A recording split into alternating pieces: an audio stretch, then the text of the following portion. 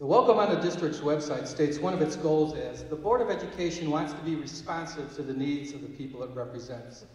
As I was saying last July before I was cut off, you have a responsibility to the entire district to start this process all over again, this time with complete transparency and with all the stakeholders included. We need to get this right. There is no shame in admitting you were lied to by Mr. Wiley. He lied to all of us. We all thought he was a financial wizard. Turns out he was a magician who made the money disappear. I know it would be embarrassing for you to admit that, but this is not about you. This is not about me. This is not about them. This is about the kids. The fact is you didn't and still don't know what to do. The state was never coming in here. You made a panic decision, and now in less than 60 days you decided to close a school and flush $100 million. You started with the results you wanted and worked back from that. There has never been any specific research presented to justify your actions. You chose politics over children. As a stockholder in the corporation, I want to know what you've done with my money.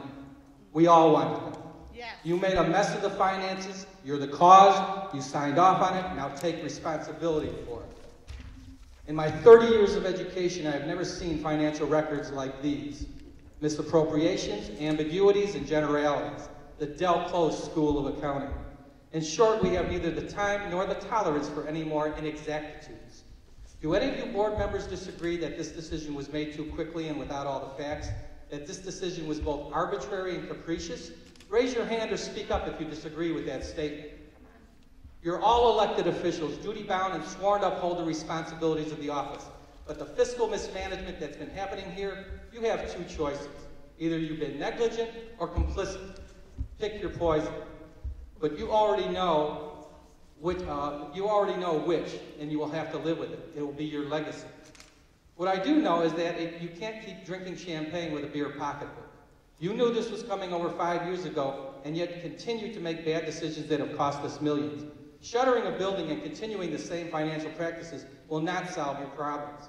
And yet here you are, asking us to trust your judgment again. We did before, and look where it's got us. To quote Woody Allen, if there were any justice, trust would be a 4-letter word. You claim that this process has been open and transparent, but you've done everything to show otherwise, especially contempt. I hate to tell you this, but you work for us, not the other way around. You turned your back on these good people who have tried to help you solve this crisis. You don't allow yourselves to be questioned in public, don't respond to emails and phone calls, and basically ignored the public. Then you do everything you can to hide any and all information from prying eyes. Sorry we're such an inconvenience for you. Let me remind you, the graveyard is full of indispensable people. And then you have the audacity to complain that people are making this personal. What did you expect? There are two things that you don't mess with, a person's family and a person's finances. You chose both. They were asking about business, and you chose to make it personal. Here's what I know. The arbitrary and capricious decision to close Lincoln Way North was made at least 18 months before it was publicly announced. It was the culmination of discussions and planning with the old superintendent, former board members, and local politicians. And then, for good measure, rolling over a more than generous teacher's contract that you really can't afford in exchange for a public declaration of, let's get on with it. I equate this entire mess to a Ponzi scheme where the public cast as the greater fool. The fact of the matter is you should have been cutting back for years. The extra money from the referendum delayed the inevitable. Welcome to what other school districts have been facing for years. We looked at the finances. It took these people only a month to find $11 million in cost saving and revenue generation.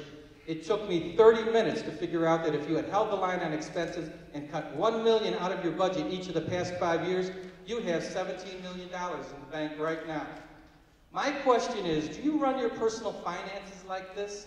Then why would you think it's okay to run a school district so recklessly? I'm just wondering how much your next bad decision is going to cost you. The taxpayers have requested a full forensic audit. You responded by cherry-picking a few accounts that you already know will pass muster. Sorry, not good enough. We want a total forensic audit of the entire budget. You certainly have nothing to hide, right? The sad thing is that all of you will eventually walk away from this and leave the taxpayers stuck with the bill. There's plenty to cut in this district. And would somebody please explain to me how a line item salary goes from over $100,000 one year to a negative $36,000 the next year, and then back up over $105,000 the following year? How does that happen? You want the key to managing finances? It's not about the money you think you need, but how you manipulate the money you have. 1 minute. I'm almost done. The Board of Education wants to be responsive to the needs of the people it represents. I'm hoping there are 4 intelligent and reasonable people on the board that will give voice to these people and have the courage to right this wrong. What's done can be undone. I learned a long time ago, it is an ignorant man who thinks he has a monopoly on knowledge. Look at the faces out here tonight. Look them in the eye and tell them you know for certain you're doing the absolute best thing for their children. Thank you.